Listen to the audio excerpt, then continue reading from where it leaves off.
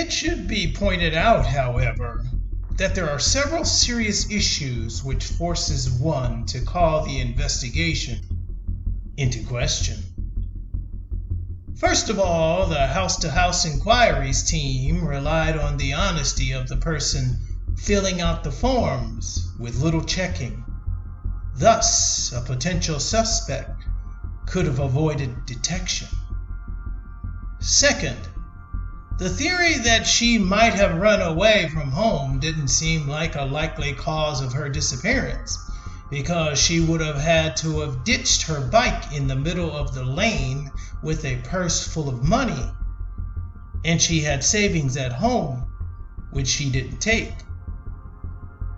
Third, the claim by Tracy and Maggie that Genette had been abducted by a UFO is strange in that it relates to a headline seen on the front page of the newspaper Genette had just given them a few minutes earlier. Why would they even say that? Perhaps they aren't as innocent as they portray themselves. Or somebody they saw in the lane is somebody they know. Moreover, Tracy and Maggie's initial denial they had seen the maroon car that the policeman's wife, Matilda Rogers, and her daughter, Gail, aka the car witnesses, claimed to have seen is rather puzzling. In fact, the car witnesses claim to have seen the car move towards, then past them. Additionally, Tracy and Maggie claimed they were there to spot a potential boyfriend, yet they didn't see the young man with the fancy car passing them, blaring loud music. Tracy and Maggie were unaware that another witness, a farmer, was working in a field across from her route. The farmer claimed that the girls showed no signs of panic as they came across Genette's bike. He heard no calling out for Genette whatsoever. On top of that, since the two girls had moved the bike when looking for Genette, this represented tampering with evidence. In fact, any photos of the downed bike were just a reconstruction, as they had ridden the bike all the way to John Tate's house to supposedly inform him of Genette's disappearance, but then strangely rode it back to leave it in the same location as it was found, with the newspapers fanned out across the road. What was the purpose of that? Fourth, a man and his wife, the Gormans, claimed to have seen the maroon car in Aylesbeare the afternoon of Genette's disappearance. The couple were in a car and were stopped at the Aylesbeare crossroads and saw a maroon Triumph traveling quickly through the village towards Exeter and the airport. Immediately afterwards, they turned onto Withan Lane and saw no bike whatsoever lying in the road.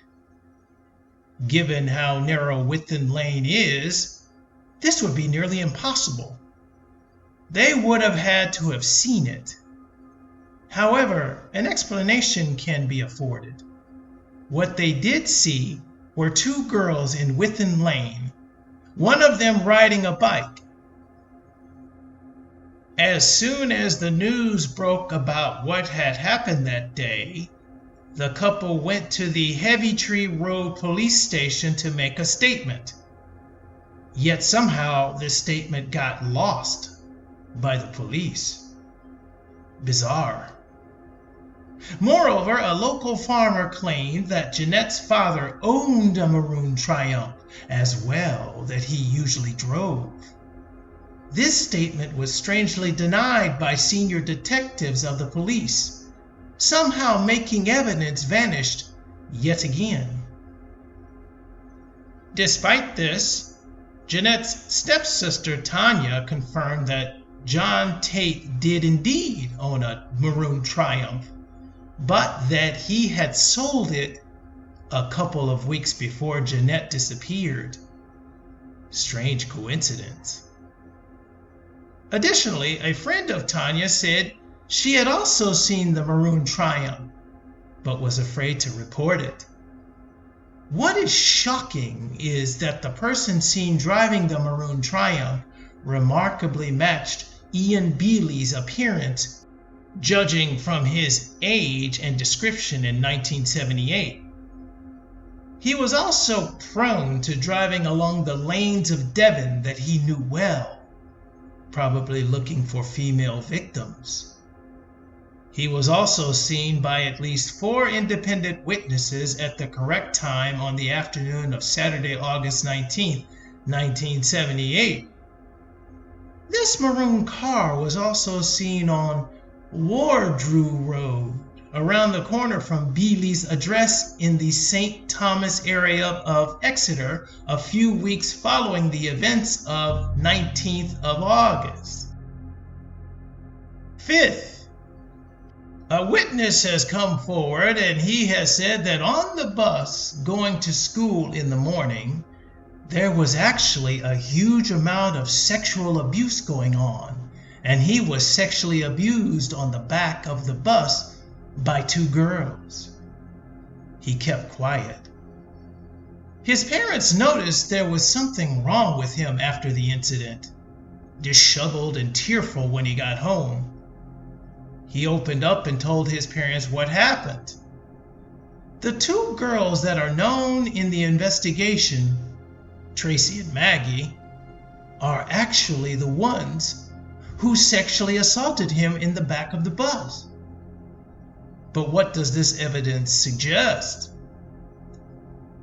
It suggests that perverse sexual practices involving children were seen by a small number of abused children in the area as normal, to the extent that what they had seen, or worse, been party to from a physical point of view, had become commonplace or second nature. These children were so damaged that they seemed to have felt it normal to inflict a level of sexual abuse on other children in a very public place, the school bus. They obviously had a worrying level of confidence where such repugnant acts were concerned. One can infer then that there was widespread sexual abuse foisted on the children by most likely their parents. Clearly, such a scenario is one that fits with a number of families in 1970s Aylesbeare. They certainly did not hold to the societal norms where morality and family are concerned. The children within these families would, and could, become targets of the most vicious forms of organized predatory pedophilia. And to whom could they turn for help? This state of affairs goes to the very heart of the Genette Tate case.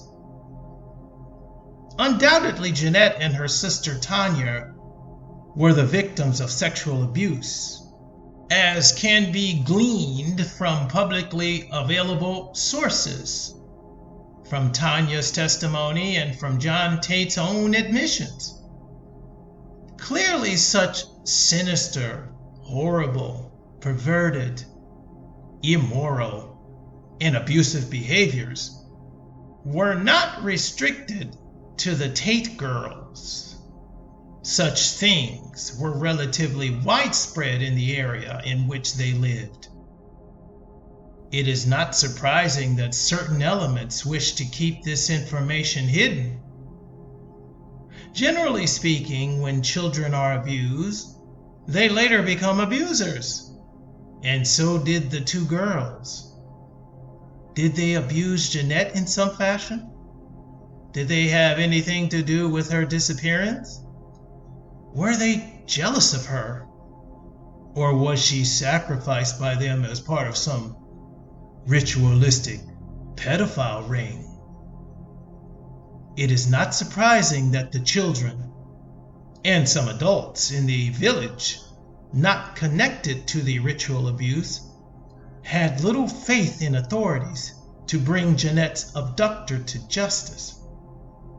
Moreover, the children probably felt they couldn't trust adults. Hence, who could they confide in? Sixth, one of the things that is concerning is the precise timings that derive from the case evidence. Genette was known to have been working a route that had very precise timings. In other words, it could be determined to a mathematically high probability what time she would be where. It is known what time she left Aylesbeare when she picked up the papers from the stop on the main road, where and when Tony Hammond was on that afternoon, and when the various witnesses saw her in the lane. Such timings could also be gleaned from the regular paper boy in the village in terms of assuming her route and whereabouts. It could be assumed that Genette, on her first run, might be a few minutes slower. So the suggestion that there was a timed plan relating to her disappearance, rather than the fanciful suggestion of bad luck and trouble as far as the schoolgirl was concerned, makes much greater sense. Seventh, Ian Bealey's murder of Virginia Maunder in February 1981, post-disappearance of Genette, points to some underlying sinister goings-on that could account for Genette's disappearance. On February 2nd, 1981, Virginia Maunder stepped off the train at St. David's Station, Exeter, at approximately 10 p.m. It was a foul and foggy night. The young woman did not have enough money to hire the usual taxi home, and given the particularly poor road conditions resulting from the inclement weather, she did not want to bring her father out on treacherous roads. So she made a fatal decision to hitchhike. 2 days later, Ian Bealey picked up his girlfriend, her 2 children, and the dog, and went for a walk to the area by Quarry Lane, Exeter. The area is very quiet, given its proximity with the city center, and sits between the Exeter Bypass and road running from Middlemore to Sidmouth, Exmouth, and the M5 service station at Cleast St. Mary. The small group of walkers hadn't ventured far into the field when Bealey discovered the body of Virginia Maunder under a sheet of metal. The discoverer was a local man, Ian Bealey. In fact, Bealey was the murderer. He had used his 34-year-old girlfriend, Mrs. Jenny Clark of Silverton, as a cover.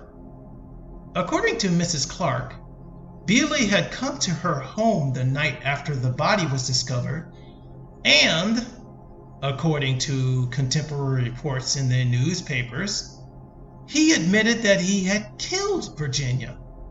However, his ruse of the carefully constructed image of a family man out for a walk, the stage-managed theatrics of the body being discovered, and Bealey's subsequent reporting of the find to the police did not escape Detective Peter Ray's scrutiny. Upon careful questioning and despite displaying perfect composure in answering the questions about his discovery. It was brought to light that Bealey had driven down the Tiverton-Exeter road where Virginia had been standing, but supposedly came across her body shortly afterwards. What were the chances of that? Of equal concern was the emerging reality that Bealey had driven past Virginia and turned around to pick her up. He was on the prowl that night. Upon the realization that police weren't buying his story, Bealey switched to claiming, after picking Virginia up, she offered him sex in return for the lift. She apparently taunted him for his lack of sexual prowess, whereupon he just snapped and killed her. Nonetheless, his driving her in the direction of Tiverton, almost, in fact, as far as Silverton, his then girlfriend's village, driving the young woman back into Exeter, indicates some sort of plan rather than deep panic, and a murder that was the culmination of unforeseen circumstances. However, what is remarkably intriguing is the fact that he ended up at Quarry Lane. Quarry Lane has its own unusual and singular history. It is perhaps best known locally as the site of the Digby Hospital, Exeter Borough Asylum, or Exeter City Lunatic Asylum, opened in 1886 and closed in 1987. Today, the site is a landscaped housing estate, but parts of the original buildings were incorporated into the later structures. The local asylum of Victorian architecture was built to house, treat, and sometimes torture England's unwanted and difficult members of society. From the 1960s onwards, the hospital environs also ominously became known as a focal point for a variety of bizarre ritual-type activities. Although easy to dismiss as the stuff of nonsense, many witnesses have, over the years, come forward to report in some detail what they variously described as satanic activities, ritual magic, and other sorts of macabre goings-on. In fact, a young man who attended the nearby Helly School in the late 70s claimed an old building by Quarry Lane was covered by what he called witchcraft signs, including a large pentagram in the center of the main room. Another witness described seeing a number of men performing rituals at the very same location. Deeply worrying and sadly, this aspect takes on a rather greater significance as the Genette Tate story unfolds.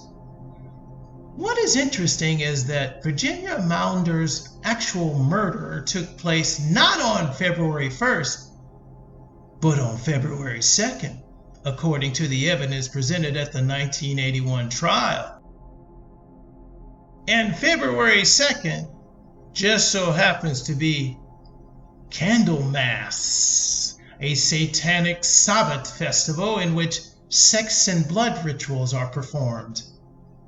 On Wikipedia, it is stated that the period of 2nd to 21st February in some primitive cultures is related to the sacrifice of children and captives to the water deities, whilst another website suggests that the date is one where, specifically, 7 to 17-year-olds are taken for blood and sexual rituals. Moreover, such activities were hardly unknown to a number of people in the Exeter district from the 1970s to early 80s. With respect to Genette Tate, it is worth bearing in mind that many local policemen tasked to hunt for Genette Tate some 3 years before the Maunder abduction were, it was reported, frightened of the witchcraft element, whatever that might eventually prove to be. Add to this author Colin Wilson's insistence on writing about occult detectives and John Tate's regular allusions to the devil's work in books on the case, and one wonders whether there is indeed something to all this above and beyond the realms of dark tragedy. What is most intriguing is that Genette was abducted on August 19th, exactly 19 days before the marriage to the Beast Sexual Festival on the 7th of September, whereupon a female victim is sexually violated, sacrificed, and then dismembered. This might explain why her remains have never been found. And it just so happens that the number 19 represents the optimal expression for the energy of 1, as it reduces to 1. 1 plus 9 equals 10, which equals 1 plus 0, which equals 1. It also implies the completion of a task that will take you to a new beginning, and a rebirth is about to appear. Old cycle ending and new beginning, which suggests the approaching fall equinox on 21st September. In Islam, there are 19 angels guarding hell. Moreover, 19 is a centered hexagonal number, meaning that 19 dots can be arranged in a hexagon with a dot in the middle and all other dots surrounding the center dot. Another example of 19 reducing to 1. In fact, a 6-pointed star perfectly fits inside a hexagon. 6 points, 6 small outer triangles, and 6 inner angles within the 2-triangle complex. The number 6 repeated 3 times, 666, needs no explanation of its malignant nature. Hence, whether Ian Bealey acted alone or collaborated with John Tate in some sort of satanic coven to sacrifice Tate's daughter for some kind of monetary award, is still to be determined. Furthermore, Ian Bealey spent 27 years in prison for the murder of Virginia Maunder, a comparatively long sentence, which is the result of the work done by Virginia's mother, Cleo Maunder, to have Ian pay for her daughter's death, and can be construed as a punishment for his floundering on his duty to provide a sacrificial victim to his satanic brotherhood, some of whom might have even worked for the police. By the way, Cleo was interested in the many disturbing similarities between her daughter's case and that of Genette Tate.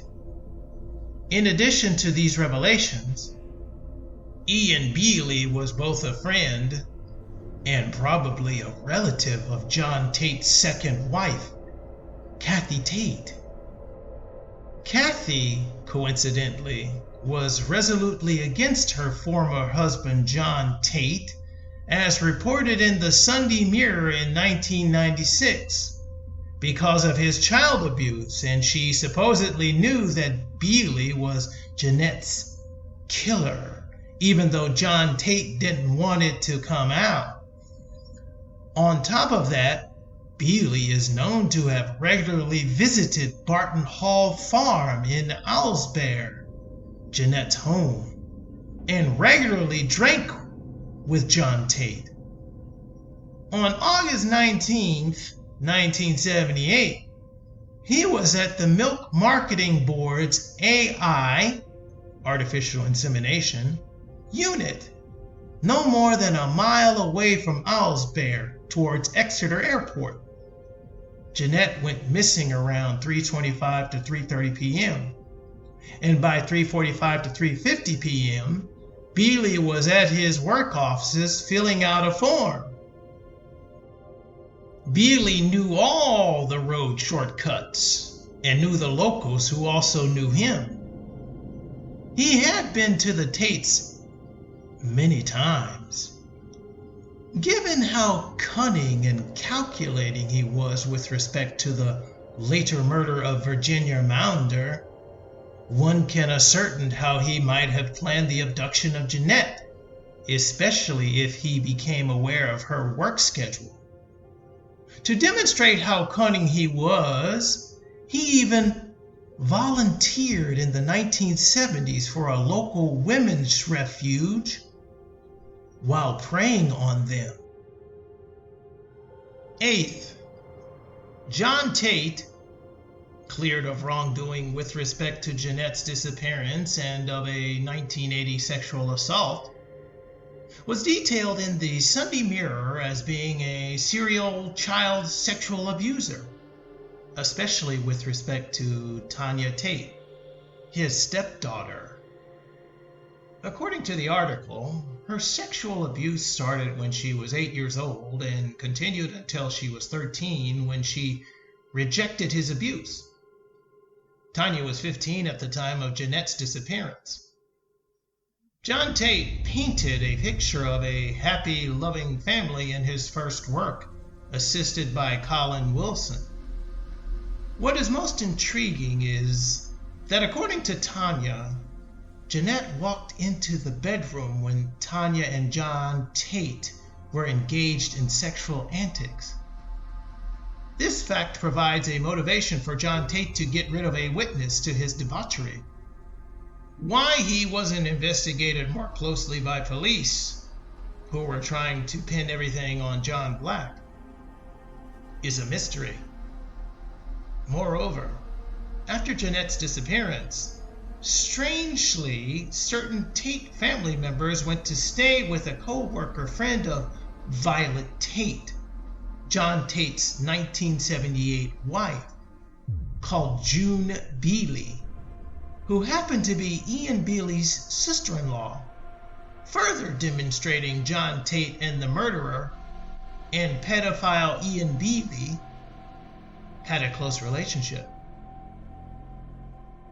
9th, Tony Hammond, Genette's 16-year-old boyfriend, had a mutual affection which Genette's father tried to disrupt, which makes sense given the nature of his abusive relationship with Genette.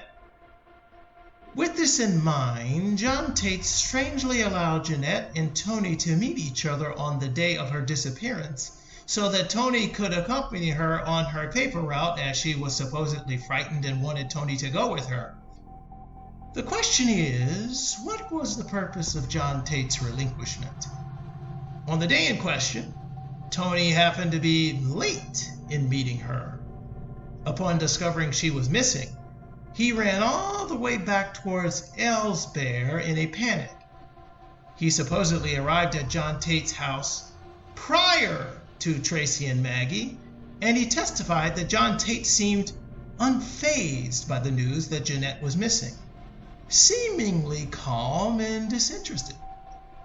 This was not the behavior of a frantic father. Strangely, detectives tried to coerce Tony into changing his statement and possibly physically assaulted him. 10th, police investigations of the Genette Tate case were intentionally mishandled. And, in fact, one of the main detectives investigating the Genette Tate case had a dodgy character. Devon detective Philip Francis Diss had been involved in leaking confidential details of criminal records and procuring others to commit misconduct in public office, and was later arrested for it, as reported in the Western Morning News newspaper. What is interesting about this misconduct is that several witness statements went missing from the Genette Tate case, including that of the couple, the Gormans, who had seen the maroon triumph on the day of Genette's disappearance. Also, Tony Hammond was strong-armed into modifying his statement about Genette's disappearance. Moreover, Dis, as a Devon detective, as well as the police of Cornwall, seemed to turn a blind eye to rampant child abuse in the East Devon area in the 1970s. Additionally, Dis tried to mislead the public about the Genette Tate case. On the other hand, Detective Tony Furzeland, an all-around honest policeman, was interested in cracking the Genette Tate case and suspected Ian Bealey to have played a part. So he decided to go to Australia secretly in 1982 to speak to Michael Bastand, a friend of Ian Bealey from his boys' school days.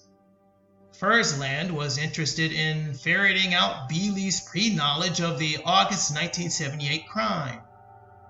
Bealey had known of the incident up to an hour before anyone did, even Genette's father, John Tate, as he later admitted. However, this secret visit was leaked to the press, who were waiting for him upon his arrival in Australia. Moreover, the witness was defamed as a double murderer who knew Ian Bealey. Hence, notwithstanding Furzeland's efforts, police higher-ups, probably with an assist from Dis, were able to redirect the inquiry into another direction. Moreover, Dis told the Echo, which was republished in 2011 at the time of his death, that Robert Black, the person the police were trying to pin Genette's murder on, had been driving a red transit van on the day of Genette's death, and claimed it was a similar one to that seen speeding through Aylesbeare at the time of her abduction. This, of course, is an outright lie, as the vehicle spotted was a maroon Triumph and not a red transit van. Dis and others had made clear there was no real evidence against Black, and that only an admission would move things forward. Hence, it is clear that Robert Black was their patsy, and Dis and some higher-ups were trying to mislead the public. Good police like Furzeland were blocked from doing a complete investigation of Ian Bealey. On top of this, the police amazingly never interviewed anyone at the Milk Marketing Board's AI unit where Bealey worked, believing wrongly it was closed on Saturdays, the day the crime happened.